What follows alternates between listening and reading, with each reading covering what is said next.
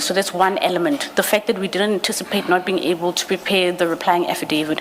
Number two, that then created circumstances that follow when we were not able to proceed and prepare the heads of argument on time to be before, to serve on the evidence leaders and for the commission to have signed off.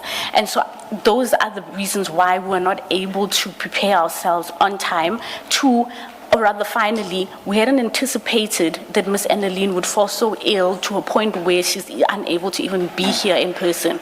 Because perhaps her being here in person as the lead counsel, we would have had a better argument, so as to say, and maybe have created way for us to proceed to argue on a legal basis. But one thing I can say is that our instructions from client is that if his lead counsel is not here, he's not comfortable and he doesn't feel properly represented. But the main reason throughout for not proceeding today is the fact that you did not have all the documents you think you require, and that was known for quite a while back, and that had nothing to do with Ms. van den Heever's being here or not being here. So at some point, especially because this morning a postponement is sought on the basis that these documents are not available. Your argument, that was the gravamen of your argument this morning. A reference to Ms. van den Heever not being well was something that was said in passing in your argument. Main reason, the fact that no replying affidavit had been filed, and also the fact that written submissions had not been filed. So the short point I'm making is that that's something that was known for quite a while.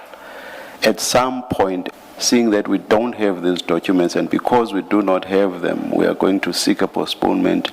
Let us bring a substantive application for a postponement. That's the point I'm making. The issue about lead counsel not being here arises because I have now directed that I want to hear, that we as a commission want to hear argument on the application, on the points in limine.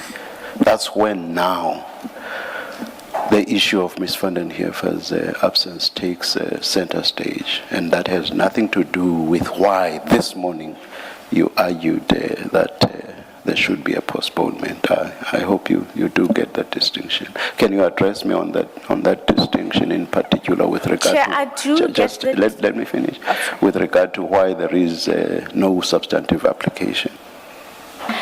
Chair, firstly, I'm just getting notes from a junior. Ms. van den Heever would have been prepared to argue the matter whether there were papers before us or not. That's the first point.